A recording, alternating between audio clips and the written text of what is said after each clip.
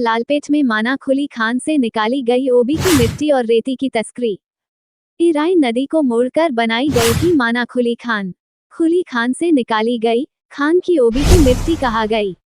यदि खुली खान की मिट्टी डालना है तो उसका कंपाउंड एरिया कहा है। यदि खान की मिट्टी 65 फीट तक डाली गई तो ओबी के पहाड़ कहा गया। स्थानिक वेकोली प्रबंधक और स्थानिक तहसील की मिलीभगत से तो बेची गई माना खदान की मिट्टी और रेती। गूगल मैप में मिले खान के ओबी मिट्टी और रेत तस्करों के रास्ते। गूगल मैप में भी नहीं है खान की पहाड़। नमस्कार, आप देख रहे हैं DIG न्यूज। चंद्रपुर जिले की सबसे बड़ी और सनसनीखेज खबर। तहसीलदार और वेकोली खान प्रबंधक की मिलीभगत से पूरा का पूरा पहाड़ गायब। अब खबर विस्तार से। चंद्रपुर जिले की ईरई नदी के किनारे स्थित हिंदुस्तान लालपेट कॉलोनी और माना ओपन कास्ट खदान में कोयला खनन के दौरान जो मिट्टी निकाली गई थी वह अब रहस्यमय ढंग से गायब हो चुकी है। सालों पहले वेकोली ने नदी की दिशा मोड़कर माना खदान में खुदाई शुरू की थी। खदान में निकली मिट्टी को नदी किनारे 65 फीट ऊंचाई तक ढेर किया गया था, लेकिन अब न मिट्टी दिख रही है और न ही वो पहाड़।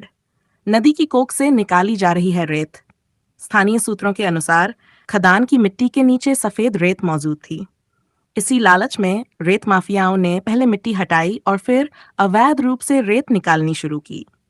इतना ही नहीं, मिट्टी को दोबारा नदी में डाल दिया गया, जिससे न केवल जल प्रवाह बाधित हुआ बल्कि पर्यावरण को भी गंभीर नुकसान पहुंचा। प्रशासन की चुप्पी सवालों के घेरे में। चौंकाने वाली बात यह है कि इस पूरे खेल में प्रशासन पूरी तरह से मौन नजर आ रहा है। तहसीलदार और वेकोली खान प्रबंधक की भूमिका पर सवाल उठ रहे हैं। क्या वे इस अवैध उत्खनन में संलिप्त हैं या फिर आंखें मूंदकर मूकदर्शक बने हुए हैं? आम्ही 25 एप्रिलपासून इराई नदीचं खोलीकरण सुरू केलेलं आहे। या माध्यमातून इराई नदीमध्ये जो गाळ इतर गोष्टी साचलेला आहे ते सर्व क्लिअर करण्याचा उद्देश आहे। हा इराई नदीच्या खोलीकरणामुळे नदीच्या प्रवाहाच्या क्षमताही वाढेल आणि चंद्रपूर शहरात जो येणारा नियमित पूर आहे ते कमी होतील, हा एक हेतू आहे। आणि दुसऱ्या बाजूने जो गाळ निघणार आहे ते सुपीक गाळ शेतकऱ्यांच्या शेतीमध्ये जाईल आणि त्यांना त्यांच्या पिकामध्ये मदत होईल। ईरई नदी का पानी खदान में भरकर उसे टैंकरों से निजी उपयोग में लाया जा रहा है। न ही जल संपदा विभाग ने इस पर कोई ठोस कदम उठाया, न ही स्थानिक प्रशासन ने कोई कार्रवाई की। कोयला खनन के दौरान निकाली गई मिट्टी, ओवरबर्डन, को आमतौर पर पास ही जमा किया जाता है ताकि भविष्य में जब खान बंद हो तो उसी मिट्टी से उसे भरकर भूमि को दोबारा उपयोगी बनाया जा सके। यह प्रक्रिया न केवल पर्यावरणीय संतुलन के लिए आवश्यक है बल्कि भूमि पुनर्वास की दृष्टि से भी अहम होती है। लेकिन अब मामला उल्टा हो गया है। माना क्षेत्र की एक कोयला खान की बात करें तो यहाँ खदान से निकाली गई मिट्टी अब है ही नहीं। वह या तो पहले ही बर्बाद कर दी गई या फिर अन्यत्र उपयोग में लाई गई। ये जो रेती माफियाओं के तरफ से ये जो वेकोली की जो मिट्टी चुराने का जो काम हो रहा, बड़े बड़े ग्रेडर, पोकलैन, JCB से जो मिट्टी चुराने का जो काम हो रहा, और ये जो मशीनरी की इतनी बड़ी आवाज़ ये वेकोली अधिकारियों के कान में गूंज नहीं रही क्या?